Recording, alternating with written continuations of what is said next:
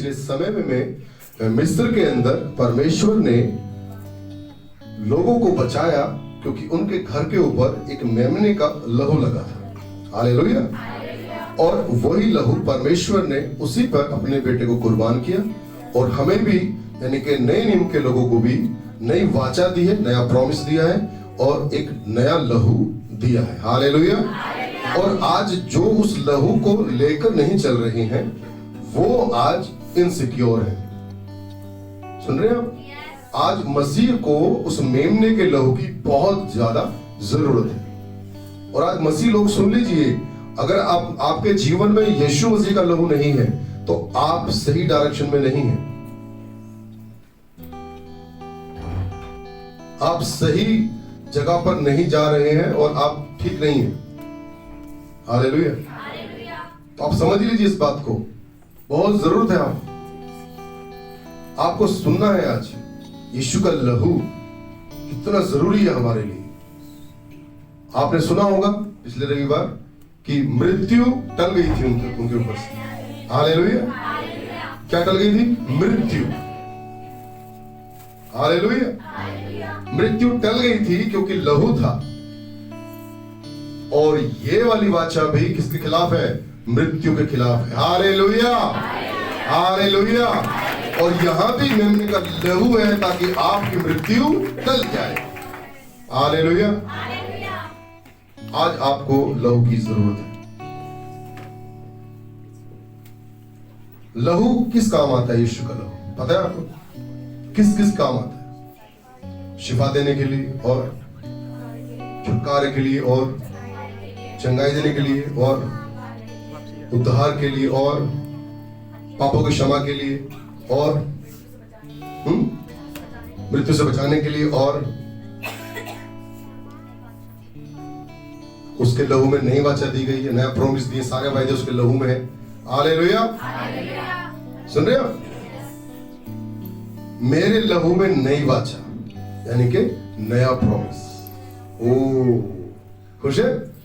नया प्रॉमिस, नया। हालेलुया। सुन रहे हैं? यहां पर मेमने का लहू नहीं है, यहां पर बकरे का लहू नहीं है, यहां पर परमेश्वर के पुत्र का लहू है। हालेलुया। हालेलुया। और आप जानेंगे आज कि लहू कितना कीमती है हमारे लिए। लहू की कीमत जरा किससे पूछे? हाँ, सुन रहे हैं आप?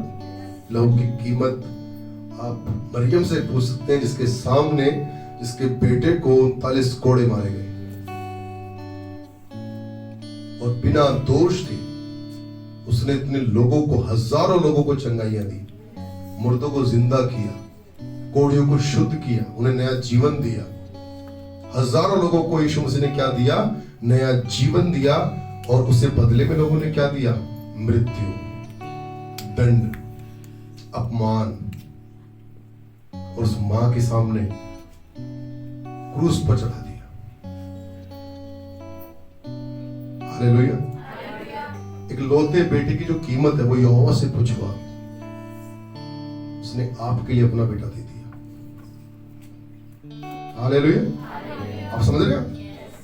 अगर आप अभी भी, कितने लोग कंफ्यूजन में हैं प्रभु को लेकर कि मैं उतना डेडिकेट नहीं कर पा रहा जिंदगी को जितना मुझे करना चाहिए। मुझे मालूम बहुत लोग मन में ये बात होगी कि हाँ यीशु प्रभु तो है लेकिन हम जितना करना चाहिए उतना नहीं कर पा रहे उसके लिए, है ना? सबके मन में ये बात रहती है क्योंकि सब प्यार करते हैं यीशु मसीह से, लेकिन वो कहीं ना कहीं कमजोर पड़ जाते हैं, कहीं ना कहीं वो गिर जाते हैं। आज उसी कमजोरी को दूर करने के लिए हम प्रभु के भवन में आए हैं। हालेलुया। और आज का वचन आपको बलवंत करेगा। हालेलुया। हालेलुया। हालेलुया। हालेलुया। जी, हम निकालेंगे इब्रानियों की किताब अध्याय 10। इब्रानियों 10 निकालें, जो वो आमीन कहें। और हम 19 से पढ़ेंगे।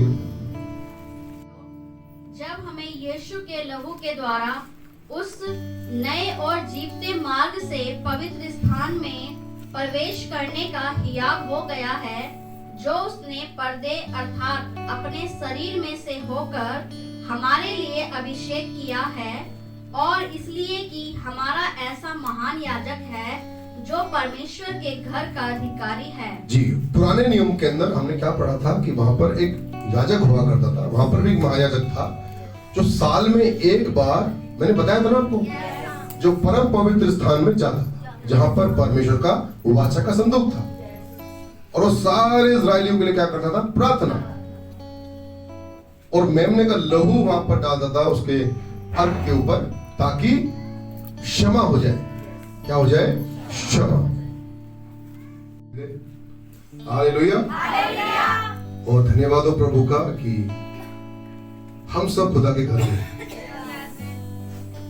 बाहर बहुत कुछ बिगड़ रहा है, मैं बता रहा हूं आपको, बहुत कुछ बिगड़ रहा है, लेकिन हम उसकी पनाह में सुरक्षित हैं। हालेलुया।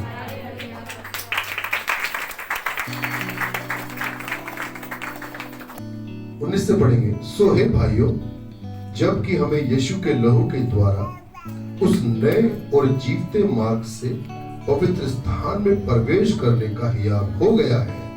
क्या हो गया है? हियाब हो गया है। कहां जाने का हियाब हो गया है? पवित्र स्थान में। सबको हियाब था पहले? समझ पा रहे मेरी बात? में क्या कहना चाह रहा हूं? हम सबको हियाब पहले नहीं था, अब हो गया है। अब उसने क्या दिया? आपको हिम्मत दी है कि तुम चिंता मत करो, अब तुम पवित्र स्थान में जा सकते हो, तुम जा सकते हो। अब तुम्हारे अंदर वो विवेक डाल दिया है परमेश्वर। हालेलुया जी। तो लिखा है पवित्र स्थान में प्रवेश करने का हियाब हो गया है, जो उसने पर्दे अर्थात अपने शरीर में से होकर हमारे लिए अभिषेक किया है। ओ यीशु मसीह ने पर्दा नूमी अपना शरीर क्या कर दिया? हमें दे दिया। आज यीशु मसीह में होकर हम पिता के पास पहुंच सकते हैं। हालेलुया। क्या कहा यीशु मसीह ने? मेरे बिना तुम पिता के पास नहीं पहुंच सकते। समझ आ रही है बात? मेरे बिना तुम पिता के पास। अपने पड़ोसी को बोले, यीशु ने कहा। बोले अपने पड़ोसी को, यीशु ने कहा। यीशु के बिना पिता के पास नहीं पहुंच सकते। क्या तुमने सुना कि यीशु ने क्या कहा? आमीन। हालेलुया। एक दूसरे को थोड़ा सा हिला दे, टच करे दूसरे को। हालेलुया। क्योंकि सबके सब ऐसे बैठे हैं कि रोबोट। हालेलुया। आराम से कूल हो जाएगी। हालेलुया। सर्दी लग रही किसी को? तो फिर किस बात की टेंशन? हालेलुया। तो यहां पर क्या कहा प्रभु ने?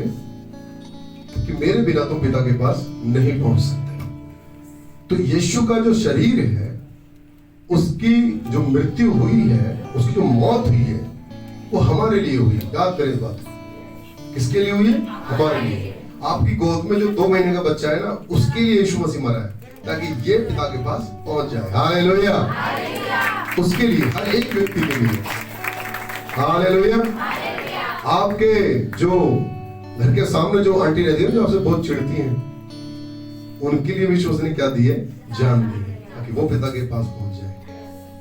यीशु मसीह ने, यदि कोई प्यासा है तो मेरे पास है। जिसको पिता चाहिए मेरे पास है। हालेलुया। जिसको अपना पिता चाहिए, अपना खुदा चाहिए, जिसको शांति चाहिए, जिसको मोक्ष चाहिए, जिसको अनंत काल का जीवन चाहिए, वो मेरे पास है। आज मूर्ख को परमेश्वर से कोई लेना देना नहीं। मूर्ख ने क्या कहा? मूर्ख ने अपने मन में कहा कोई परमेश्वर है ही नहीं। किसने कहा? मूर्ख ने। और मूर्ख के लिए क्या रखा है? कोड़ा।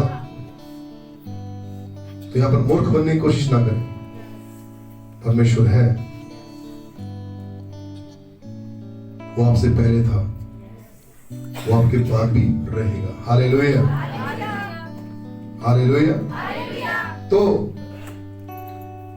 लिखा है, जो उसने पर्दे अर्थात अपने शरीर में से होकर हमारे लिए अभिषेक किया है, और इसीलिए कि हमारा ऐसा महायाजक है जो परमेश्वर के घर का, परमेश्वर याजक भी, महायाजक पहले कौन होते थे? वो भी मंदिर के सबसे बड़ी पदवी के लोग होते थे। तो महायाजक के बिना पूरे मंदिर में कुछ भी घटता या बढ़ता नहीं था, जैसे वो चाहता था वैसा होता था। हालेलुया। जिसको वो चाहे उसको अंदर आने देता था, जिसको वो चाहे बाहर रोक दिया करता था। सुन रहे? तो अब उस जगह पर कौन आ गया है? यीशु मसीह। Hallelujah, hallelujah. अब आप यीशु मसीह के सिवा मंदिर में, स्वर्ग में एंट्री नहीं कर सकते। आप पूजा कर लीजिए, आप परकम्मा लगा लीजिए, आप गाय को रोटी दे दीजिए, आप अपने मकान को दान कर दीजिए, आप अपनी सारी धंधों गरीबों को बांट दो, आप यहां तक कि अपना शरीर भी आप जला दीजिए खुदा के लिए, तो भी आप स्वर्ग नहीं जा सकते। बहुत बड़ा बैरिकेड है, और बैरिकेड सिर्फ एक के नाम से हटता है, वो है यीशु मसीह। हालेलुया। और जो आज प्रभु को खोजे बिना, प्रभु को ढूंढे बिना जी रहे हैं, मैं उनका जो कंपैरिजन है वो मैं मूर्ख से करूंगा। अगर आपके मन में कोई प्यास नहीं है प्रभु को जानने की, आपके मन में कोई इच्छा नहीं है खुदा को ढूंढने की, उसे प्यार करने की, उसके लिए कुछ करने के लिए, तो आपके अंदर मूर्खता के बीज डल चुके हैं। क्योंकि बाइबल कहती है अंत के दिनों में ऐसे लोग होंगे जो भोग विलास के ही चाहने वाले होंगे। उन्हें मतलब नहीं है किसी भी अच्छी चीज से, उन्हें मतलब है अपनी शारीरिक इच्छा पूरी करने से। लेकिन क्या यहाँ पर कोई ऐसा है जो शारीरिक इच्छा पूरी करना चाहता हो जिंदगी में सिर्फ? अगर ऐसे नहीं है तो फिर ये वचन आपके लिए है। हालेलुया। ये वचन आपके लिए हो, परमेश्वर के आशीर्वाद भी आपके लिए है। हालेलुया। आप अपने जीवन में परमेश्वर को महान काम करते हुए देख पाएंगे। हालेलुया। जो परमेश्वर ढूंढते हैं वो उसे पाते भी हैं। हालेलुया। जी, आगे पढ़ेंगे हम लोग। तो आओ हम सच्चे मन और पूरे विश्वास के साथ, तो आओ हम किससे? सच्चे मन से। सच्चा मन कैसा सच्चा मन होता है? सच्चा मन के बारे में क्यों लिखा है स्पेशल जोर देकर? तो आओ हम सच्चे मन से, क्योंकि मन झूठा भी तो होता है, मन एक्टिंग भी करता है, ऊपर मन से भी करते हैं हम लोग, हम ना चाह करके भी चलो कर लेते हैं, ऐसे ना। पर इसीलिए प्रभु ने कहा हटो, पहले क्या करो? पहले सच्चा मन करो। तो सच्चे मन के लोग हैं यहाँ पर, देखो सच्चे मन के लोग हैं यहाँ पर। हालेलुया। ये सच्चे मन वालों के लोगों के लिए। अगर आप सच्चा मन लेकर प्रभु के पास नहीं जा रहे तो आपके पापों की क्षमा लोगों काम नहीं करेगा। पश्चाताप के बाद माफी मिलती है। सुन रहे? अगर आपके मन में पश्चाताप ही नहीं है, मन सच्चा ही नहीं है, आप अपने आप को खुदा के सामने दीन नहीं कर रहे हैं, तो लोग काम नहीं करेगा। आप सुन रहे मेरी बात? जी, आगे आओ हम सच्चे मन और पूरे विश्वास के साथ। कैसे? पूरे विश्वास के साथ, पूरे विश्वास के साथ, और विवेक का दोष दूर करने के लिए। विवेक का दोष, विवेक का दोष क्या होता है? तुमने कल मुझे ये कहा था, तुम पर आरोप है। तुमने मुझे घर से निकाल दिया था, तुम पर आरोप है। तुमने कल झूठ बोला मेरे बारे में, तुम पे ये आरोप है। विवेक पर क्या लगे हुए हैं? आरोप। हालेलुया। आपके विवेक पे भी बहुत सारे आरोप होंगे, आप मानो या ना मानो, बट आरोप है। आपने झूठ बोला, आपने चुगली की, आपने व्यभिचार किया, आपने पाप किया, आपने लालच किया, आपने प्रभु का अनादर किया। ये आपके विवेक पर क्या लगे हुए हैं? आरोप, दोष, पाप। और ये बिना लहू से धुल नहीं सकते। हालेलुया। और लहू की जरूरत, मैंने क्या कहा थोड़ी देर पहले, हम सभी को लहू की जरूरत है। इधर आइए, इधर। आप सुन रहे मेरी बात? तो आओ हम सच्चे मन और पूरे विश्वास के साथ और विवेक का दोष दूर करने के लिए विवेक का दोष दूर करने के लिए, आपके जो विवेक पर, आपके जो चरित्र पर आरोप लगा हुआ है उसे दूर करने के लिए। हालेलुया। विवेक पर दोष कितने होते हैं पता है आपको? कितने तरह के होते हैं दोष। तुम्हारे विवेक पर दोष को दूर करने के लिए, अगर आपको मालूम भी है कि आप कितने बड़े दोषी हो, हालेलुया। सदोम और गमोरा को मालूम ही नहीं था कितने बड़े पाप कर रहे हैं हम लोग। उन्हें हर बात क्या लिखा है कि मूर्ख को महापाप की बात भी हल्की जान, हंसी की बात जान पड़ती है। आज लोगों को पाप की बात भी हल्की बात, हंसी की बात जान पड़ती है, वो हंसते हैं। लेकिन याद रखिए, पाप की मजदूरी सिर्फ एक ही है, मृत्यु। और मैं बार बार लोगों के बारे में इसलिए बोल रहा हूं ताकि वो आपको मृत्यु से बचा ले। हालेलुया। आप सुन रहे?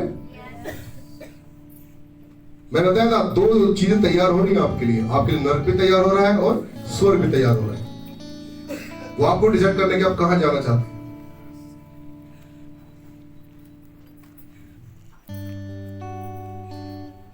विवेक का दोष दूर करने के लिए हृदय पर क्या करें? छिड़काव लेकर और देह को शुद्ध जल से धुलवा कर परमेश्वर के समीप जाएं। हम आज उसके पवित्र मंदिर में हैं और आज हमारे विवेक पर बहुत सारे दोष भी हैं। पिछले सप्ताह हमने बहुत सारे पाप किए, झूठ बोला, गलती से बोला, जानबूझकर बोला या मजबूरी में बोला, बट बोला। हालेलुया। बहुत सारे पाप करके हम आज यहाँ बैठे हैं। जरूरत है कि हम यीशु के लहू से सारे दोष को क्या कर लें? धो डालें।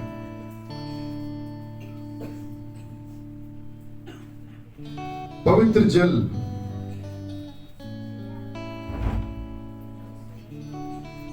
देखो, शुद्ध जल से धुलवा कर परमेश्वर के समीप जाए। क्या समझते हैं आप? कितना जरूरत है आपको क्लीन रहना। सुन रहे हैं? क्लीन रहना कितना जरूरी है आपके लिए। क्या परमेश्वर चाहता है कि आप ऐसे आ जाए उसके पास? छिड़काव किसका होगा? लहू का होगा। आपके हृदय पर लहू का छिड़काव क्या मतलब है? क्योंकि आपके हृदय के अंदर परमेश्वर का लहू मतलब परमेश्वर के प्रति प्रेम, निष्ठा और आस्था होनी चाहिए।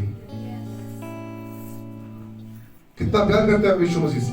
अगर उसके लहू का छिड़काव यहां होता ना तो आंखों में आंसू होते और आपका विवेक शुद्ध होता। हालेलुया।